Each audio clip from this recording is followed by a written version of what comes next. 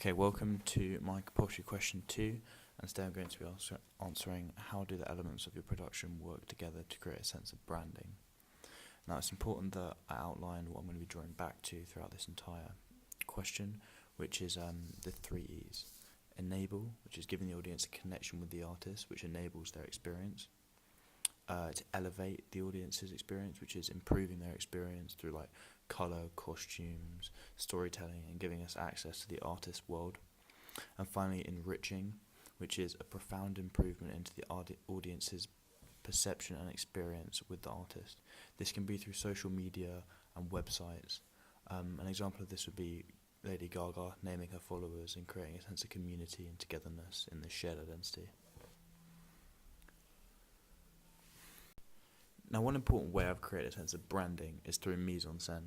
Now, as we can see through the choice of clothing with our male artists, we have chosen to split the difference in cultures through clothing. So, Jack's wearing a handmade coat with colours such as red, green and yellow, which is iconic to the reggae genre and fits with our demographic.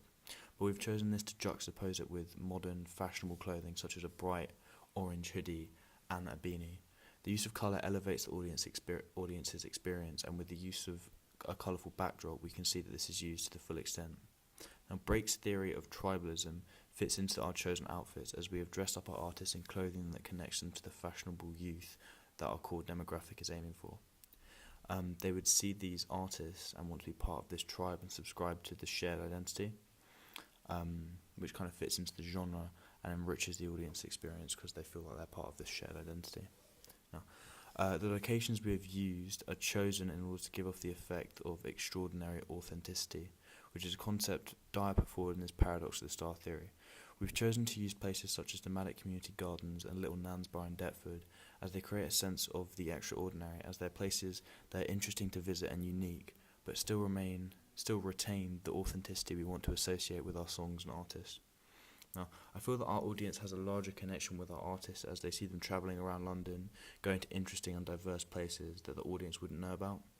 This is a reflection of their lifestyle, and which audiences may look to voyeuristically and live through the artist, which means they're engaging further with the music video. This in-the-know nature of the artist creates an admiration for the stars, which we hope through further advertising, social media interaction, and behind-the-scenes content we can turn into idolization, as we let the audience connect deeper with the star we have created for them. Now, another way we've created a sense of branding is actually through the representation of characters or the artists that we've chosen to include. Ethnicity, which we've chosen to balance the ethnicity of artists, as we feel that we should stay connected to the Caribbean element of our production, but still realise the new age English rap tempo of the song, which is why we've included Tiana, who's mixed race, and Jack, who's white. We feel that choosing this path, we have branched out in terms of demographic and hope that as many groups feel as represented as possible and have that connection with the artist to enable their connection to the song and thus buy and listen to it. I've chosen to give each of their artists their own page of the digipack, as you can see here, as this is a collectible item. Those who want a larger connection with the artist can have this connection through these pages.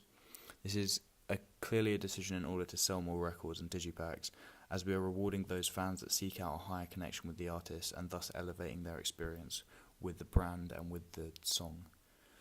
Throughout my digipack, I've kept the logo the same, which through this proliferation and consistency, we hope that we've gained a brand presence, and through unique font styles and colorization, we hope that we can gain brand recognizability.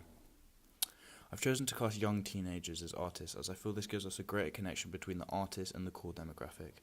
Not only this, but I represented a countertype to traditional and proliferated negative stereotypes around young people through moral panics, which are usually portrayed through the media. Instead of depicting violence and aggression, I've chosen to depict love and acceptance in a true reggae fashion.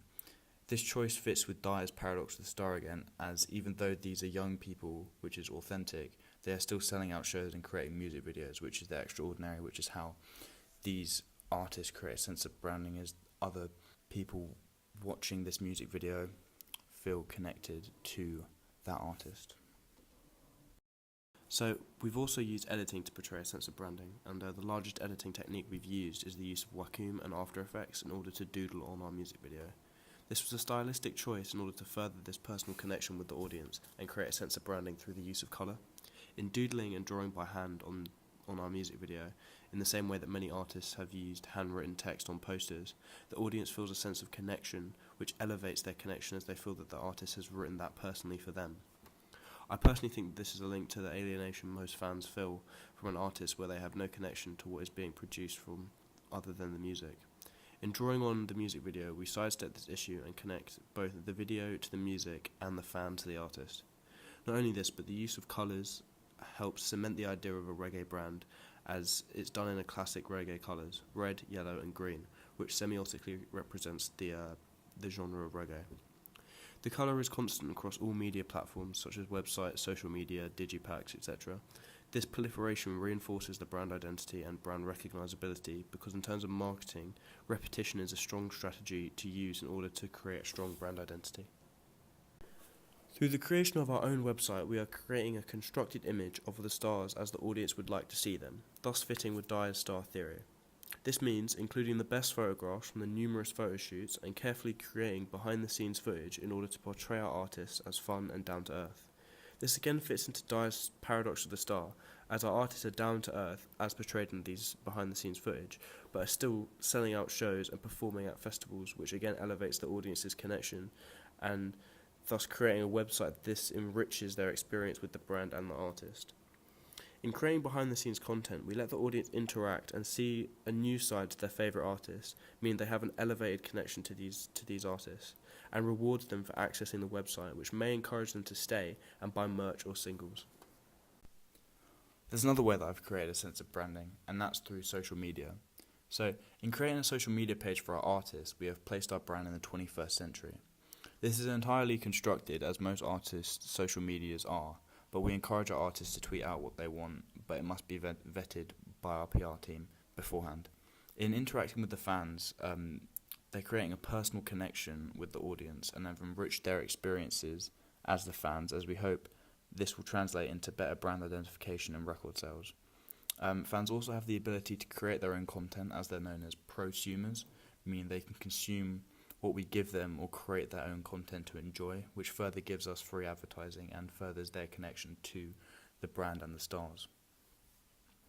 Not only this, but in gaining more Twitter, Instagram, Snapchat followers, we can add another avenue for marketing, as they can retweet promotional material from the Urban Jungle Twitter, Instagram and Snapchat, furthering the engagement with the audience. This is aimed at our demographic of young digital natives, as we feel they are the people who will thrive in this environment and where their attention really is. And in using social media to advertise, we are creating synergy between these platforms and the promotion of our music, as we're creating online communities which further boost engagement, which we hope will correlate to album sales. In creating a social media page, it is free and global marketing, and having our stars interact with fans not only creates a sense of community, as everyone's tweeting at the artist and feeling like it's a conversation rather than just seeing them on TV or in music videos.